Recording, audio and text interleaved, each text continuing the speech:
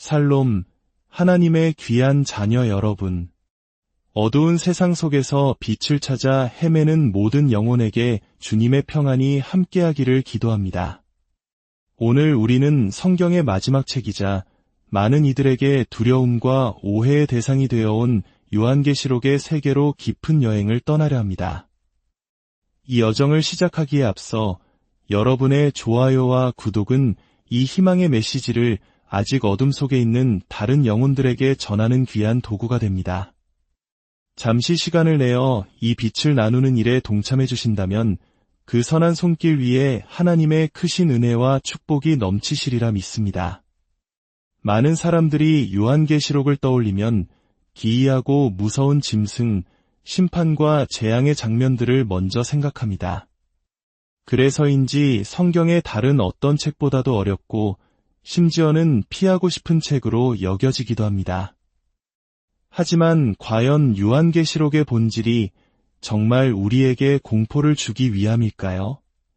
놀랍게도 지난 2000년의 기독교 역사 속에서 이 책은 절망의 시대를 살아가던 수많은 성도들의 척추에 강철 같은 용기를 심어주었습니다.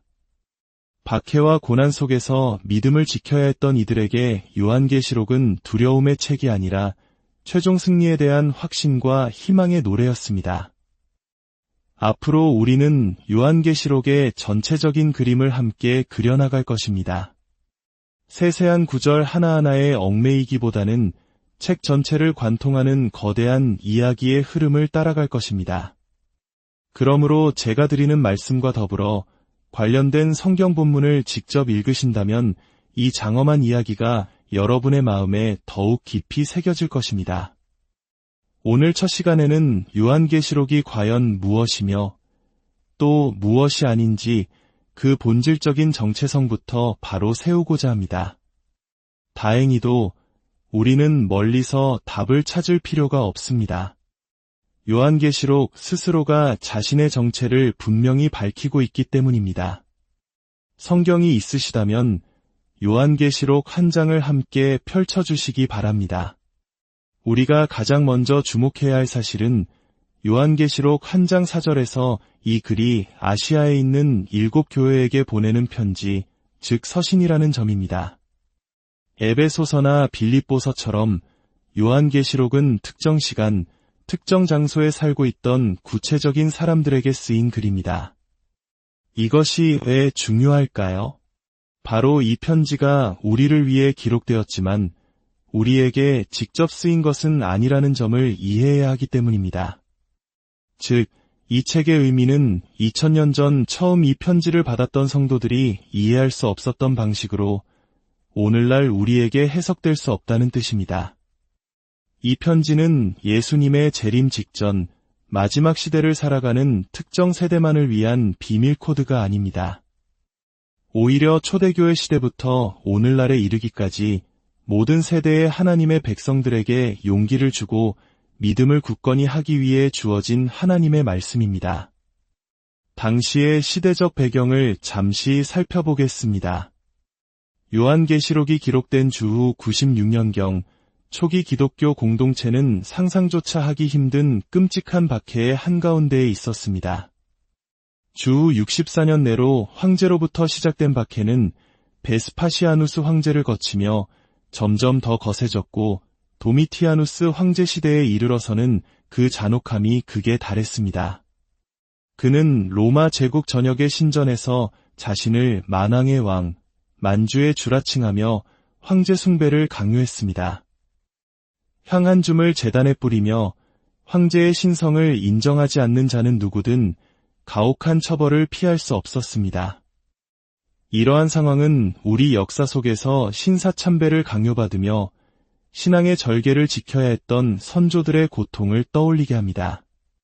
눈앞의 평안을 위해 잠시 타협하고 싶은 유혹, 박해를 피하기 위해 잠시 믿음을 숨기고 싶은 인간적인 고뇌가 얼마나 컸을까요? 이런 칠흑 같은 어둠 속에서 주후 70년에는 예루살렘 성전이 로마군에 의해 불타 무너졌고 같은 해에 기독교의 위대한 기둥이었던 사도 바울과 베드로 그리고 디모데가 모두 순교했습니다. 30년 넘게 계속되는 고문과 투옥, 불의한 법들 속에서 초대교회 성도들의 마음은 얼마나 지치고 무너져 내렸을까요? 요한계시록은 바로 이들, 아시아의 7 교회를 향해 쓰였습니다. 이 7 교회는 오늘날 우리 교회의 모습을 비추는 거울과도 같습니다. 에베소 교회는 성경 지식도 풍부하고 교리적으로도 올바르게 서 있었지만 처음 사랑을 잃어버려 마음이 차갑게 식어 있었습니다. 예수님께서는 그들에게 지적인 동의를 넘어 주님을 향한 뜨거운 사랑의 마음을 회복하라고 책망하십니다. 버가모, 두아디라, 사대, 라오디게아 교회는 세상의 문화와 타협하는 모습을 보였습니다. 그들은 복음을 알고 예수님을 믿었지만 로마 제국의 성적인 타락과 경제 시스템에 무분별하게 동화되며 주님의 명령에 무관심한 태도를 보였습니다. 하지만 서머나와 빌라델비아 교회는 달랐습니다.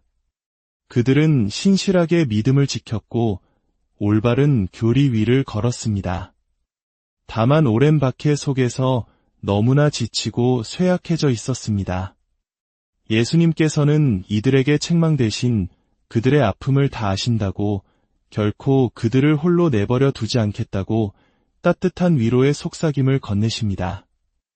이처럼 7 교회를 향한 예수님의 메시지는 결국 이겨내라, 굳세게 서라는 격려와 약속입니다.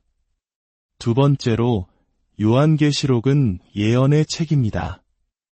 여기서 말하는 예언은 미래의 일을 점치는 것이 아닙니다. 성경에서 예언의 핵심은 주님께서 이같이 말씀하시되라는 선포입니다. 구약의 이사야나 예레미야 선지자를 생각해 보십시오. 그들은 미래의 시간표를 제시한 것이 아니라 특정한 시대의 이스라엘 백성을 향한 하나님의 메시지를 대언했습니다. 이사야가 하나님의 보좌 앞으로 이끌려가 이스라엘을 향한 메시지를 받았던 것처럼 사도 요한은 반모섬에서 부활하신 예수 그리스도를 직접 만나 그의 백성을 위한 메시지를 받았습니다.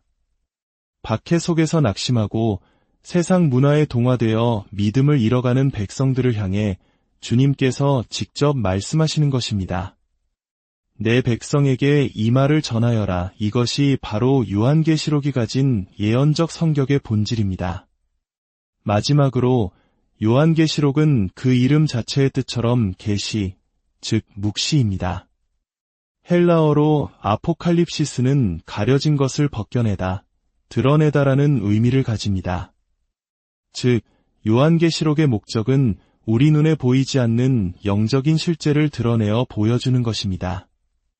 세상은 로마 황제가 지배하는 것 같고 악의 세력이 승리하는 것처럼 보일지라도 묵시록은 그 장막 뒤에서 진정으로 역사를 주관하시고 통치하시는 분은 오직 하나님 한 분이심을 보여줍니다. 보이는 것이 전부가 아니라는 진리를 선포하는 것입니다. 그래서 요한계시록의 핵심 메시지는 한 문장으로 요약할 수 있습니다. 내일을 두려워하지 말라. 내일의 승리는 이미 확정되었노라. 이러한 묵시 문학은 우리의 이성보다는 감성을 자극하는 독특한 특징을 가집니다. 기이한 동물, 상징적인 숫자와 색깔들은 단순히 해독해야 할 암호가 아닙니다. 그것은 하나님의 위대하심과 악의 허무함을 우리의 가슴으로, 온몸으로 느끼게 하기 위한 시각적인 장치입니다. 마치 한편의 장엄한 서사시처럼 그 이미지를 통해 우리는 지적인 동의를 넘어 영적인 전율을 경험하게 됩니다. 또한 요한계시록은 시간 순서대로 진행되는 이야기가 아닙니다. 마치 하나의 거대한 산을 5개의 다른 창문을 통해 바라보는 것과 같습니다.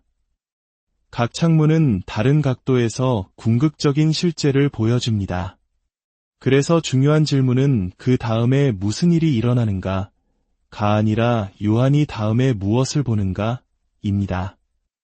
요한은 때로는 현재의 영적 실제를, 때로는 미래의 최종 승리를 넘나들며 시공간을 초월한 하나님의 계획을 우리에게 보여줍니다.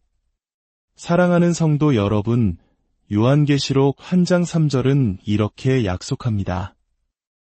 예언의 말씀을 읽는 자와 듣는 자와 그 가운데에 기록한 것을 지키는 자는 복이 있나니 때가 가까움이라. 이 말씀처럼 요한계시록은 마지막 시대를 위한 비밀 문서가 아니라 오늘을 살아가는 우리를 위한 제자도의 책입니다. 이 말씀을 듣고 마음에 새기고 삶으로 살아내는 자에게 하나님께서는 복을 약속하십니다. 이 책에 담긴 이미지들은 우리 안에 감정적인 반응을 일으켜 단순히 머리로만 아는 신앙이 아니라 우리의 존재 깊은 곳에서부터 하나님의 통치와 그분의 아름다운 승리를 느끼게 하기 위함입니다. 이 혼란스러운 시대 속에서 요한계시록의 말씀을 통해 여러분의 마음에 하늘의 위로가 임하고 여러분의 척추에 강철 같은 믿음이 세워지기를 간절히 기도합니다. 하나님께서 바로 지금 이곳에 우리를 두신 데에는 분명한 목적이 있습니다. 주 예수 그리스도 안에서 여러분을 위해 예비된 그 위대한 부르심의 중심으로 담대히 나아가시기를 축복합니다.